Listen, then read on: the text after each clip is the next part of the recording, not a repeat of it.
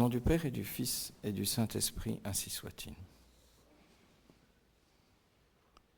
Ceux qui, parmi vous, ont apporté leur missel, liront sans doute, au moment de la secrète, cette belle prière que l'Église met sur leurs lèvres. Ô Dieu, qui avait réuni dans la perfection d'un sacrifice unique les divers sacrifices de l'ancienne loi, recevez ce parfait sacrifice de vos dévots serviteurs, sanctifiez-le, de la même bénédiction que les offrandes d'Abel, afin que profite au salut de tous l'offrande que chacun apporte à la gloire de votre majesté. L'Église, mes bien chers frères, vous met ces prières sur vos lèvres pour vous encourager à bien assister à la Sainte Messe, à offrir comme il le convient le sacrifice que vous faites, que le prêtre fait tous les dimanches et auquel vous associez, sacrifice de notre Seigneur Jésus-Christ. L'Église a soin que vous assistiez à la Sainte Messe convenablement. Et quel modèle vous met-elle sous les yeux? Dans cette occasion, et à chaque messe, à l'occasion du canon, Abel. Mystérieux Abel. Abel, le premier saint de l'Ancien Testament, puisqu'Adam et Ève n'en sont pas considérés. Abel, qui a fait face au premier assassin de l'Ancien Testament, son frère. Abel, qui, en offrant le sacrifice du mieux qu'il avait à Jésus-Christ, nous est montré comme exemple de l'offrande du sacrifice dominical. Abel, dont la sainteté ressemble à celle de Jésus-Christ. Abel, qui concentre dans sa personne le fait d'être prêtre et le fait d'être victime. Prêtre, puisqu'il offre un sacrifice d'agréable odeur, victime, puisque Caïn sacrifie sa vie. Abel, c'est lui, ce grand saint de l'Ancien Testament, que l'iconographie nous montre mourir jeune, et en effet, sa vie n'a été que de 130 ans, ce qui, à l'époque, était une certaine jeunesse. Abel, donc, nous le mettons sous nos yeux, et nous savons qu'il eut la foi, premier élément de cette sainteté qui nous est donnée pour modèle, la foi, qu'il avait reçue de ses parents.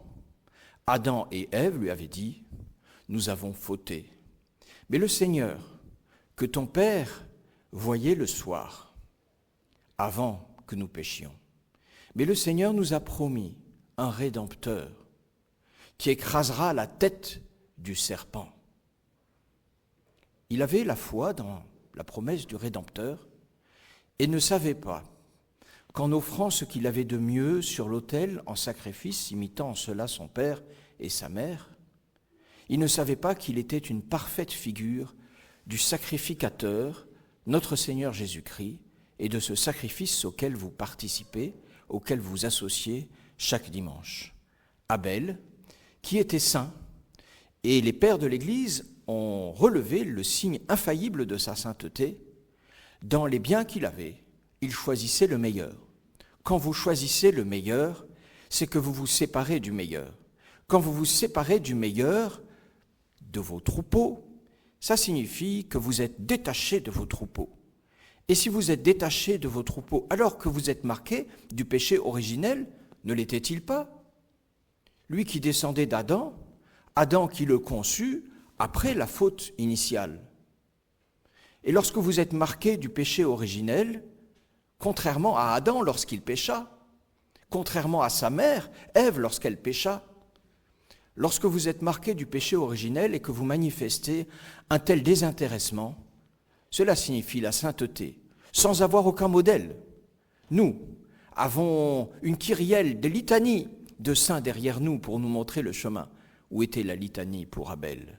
Aucune, ni son père, ni sa mère ne faisaient partie de la litanie. Abel sacrifiait le mieux qu'il avait. Des siècles et des siècles après, des millénaires, comme nous avons de la peine à imaginer la sainteté de celui qui pourtant préfigure tous les saints de l'histoire, car à ces moments-là de la division qui nous est donnée dans la Genèse entre Abel et Caïn, nous est donnée la préfiguration de tous les bons et de tous les méchants, de tous les justes et de tous les injustes, de tous ceux qui sont prêts à sacrifier le meilleur pour Dieu et de tous ceux qui ne veulent pas sacrifier le meilleur pour Dieu, car ils préfèrent quelque chose à Dieu sur la terre. Abel nous est donné comme exemple, Abel qui mourut de la main de Caïn, mais qui dans ce sacrifice consomma sa sainteté. Il est détaché. Et il était détaché tant et si bien qu'il acceptait de ne se nourrir, lui qui était éleveur, que ou bien du lait que lui donnaient ses ovins, ou bien des ovins les moins bons, puisqu'il avait offert le meilleur à Dieu. Pensera-t-on que Dieu avait besoin du meilleur des choses que lui offrait Abel et qu'il regrettait les choses que Caïn aurait lui données? Ce n'est pas ça que le Seigneur désirait. Il n'a pas besoin d'abord des choses, il a besoin de notre cœur. Et ce qu'il appréciait dans Abel, c'est que Abel lui apportait le mieux. Ce n'est pas le mieux qu'il appréciait, c'est le cœur d'Abel qui se détachait du meilleur. Et mes bien chers frères, la première leçon est là. Ce que le Seigneur demande de nous dans l'assistance à la messe, c'est le cœur, c'est l'esprit de sacrifice. Ça n'est pas la chose matérielle que nous faisons, bien sûr qu'il regarde l'effort que nous faisons en venant à la messe, en nous levant le matin, alors que nous pourrions nous offrir l'une des rares grâces que nous permet le calendrier. Non, ce qu'il regarde, c'est le geste, le mouvement. Je me lève, je pourrais rester là, mais je vous l'offre, Seigneur, et je vous l'offre parfois matin, parce que je vous aime. Et je vous offre le meilleur de mes journées de détente, le matin de ce dimanche, je vous offre cela. Et à cette offrande, Abel ajoutait d'autres offrandes, car ce n'est pas le Christ qu'offrait Abel, mais c'est bien à lui. Et il est une indication qui nous est donnée, mes bien chers frères, pour ce que Monseigneur Lefebvre nous rappelait à temps et à contre-temps, à savoir que pour assister à la Sainte Messe dans l'esprit d'Abel, il nous faut unir au sacrifice du Christ qui, disons-le, nous coûte un peu, mais pas grand-chose de notre chair, le sacrifice de nos journées quotidiennes, de nos journées, le sacrifice quotidien de ce à quoi nous sommes le plus attachés. Si nous voulons bien assister au saint sacrifice de la messe, nous rappeler notre fondateur, il faut que dans la journée, que dans la semaine, nous sachions faire des sacrifices. Celui qui ne se sacrifie pas dans la semaine, qui n'offre pas au Seigneur le meilleur de ce qu'il a, ne pourra pas bien assister à la Sainte Messe. Et il faut l'offrir et l'unir à la messe. Alors j'offre. J'offre quoi? J'offre mon travail quotidien. J'offre les souffrances que le bon Dieu m'envoie. J'offre les peines, les épreuves que la Providence permet. Je sais bien que ces choses-là ne sont pas bonnes pour moi, mais je peux les transformer en un sacrifice d'agréable odeur, car ceux dont elles me privent, c'est ceux que j'aime le mieux. Le Seigneur sait y faire. Il nous envoie souvent les sacrifices et les privations que nous n'aurions pas choisis parce qu'elles correspondent à ce que nous aimons le plus. Tu aimes beaucoup la santé, il t'enlève la santé. Tu aimes beaucoup l'argent, il t'enlève l'argent. Tu aimes beaucoup la réussite, il t'enlève la réussite. Tu aimes beaucoup les amis, il t'enlève les amis.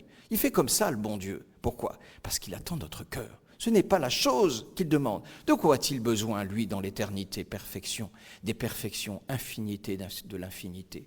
Non, c'est de notre cœur. Et il veut tester notre cœur.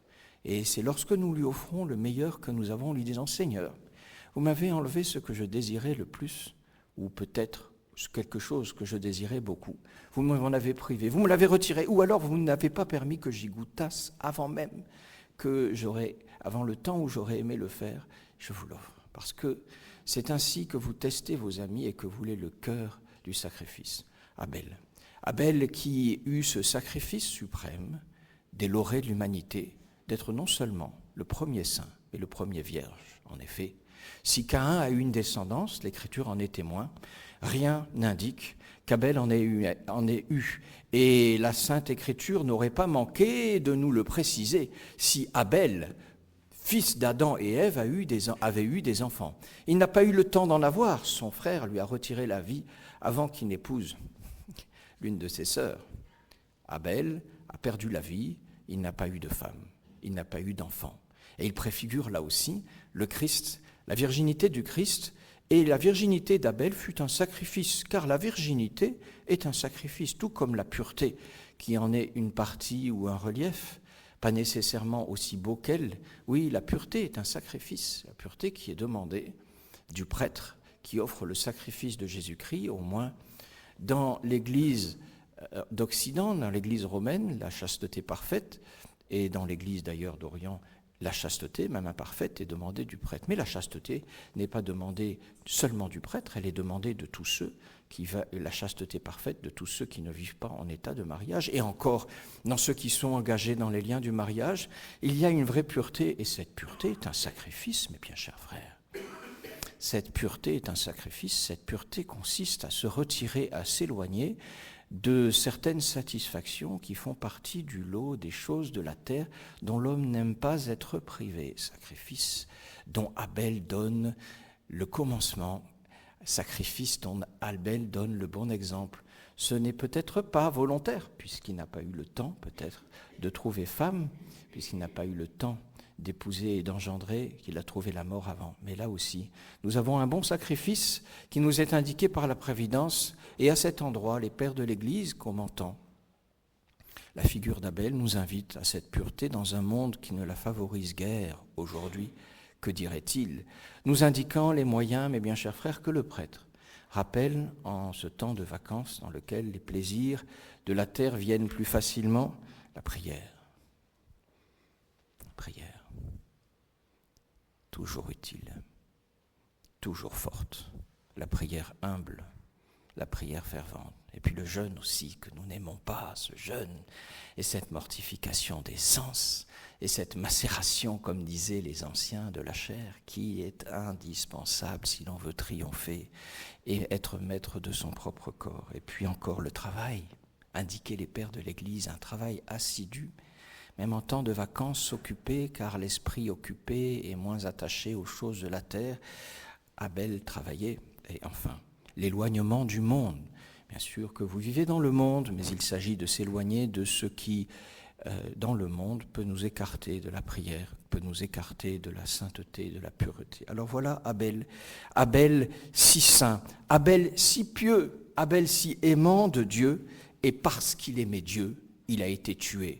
Et voici ce second aspect de la figure d'Abel, après avoir été prêtre et sacrificateur, saint sacrificateur, pur sacrificateur, le voici victime, car son frère se jette sur lui. Et pourquoi se jette-t-il sur lui? Parce que les sacrifices de Caïn n'étaient pas agréés de Dieu comme ceux d'Abel. Évidemment, parce que Caïn ne donnait pas au Seigneur le meilleur de ce qu'il avait, il le gardait pour lui.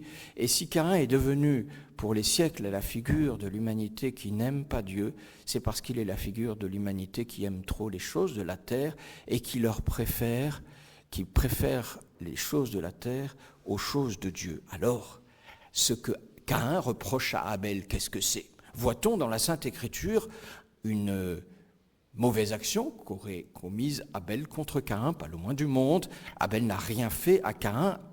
Abel est l'innocence même, Abel est la pureté même, et Caïn se jette sur lui parce que Abel est aimé de Dieu, et Caïn se jette sur Abel parce qu'Abel est saint, et Caïn se jette sur Abel parce qu'Abel est pieux.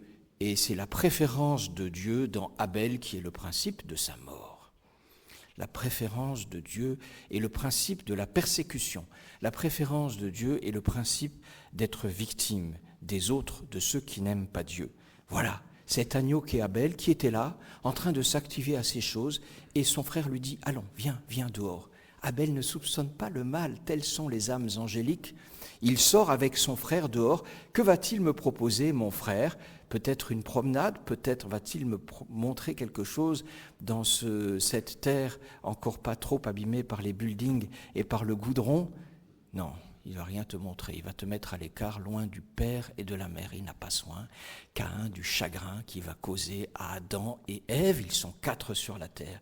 Il va priver Adam et Ève d'Abel, qu'ils aiment tendrement. Il le sait et son geste n'en est pas moins accompli. Et Dieu le prévient, que vas-tu faire?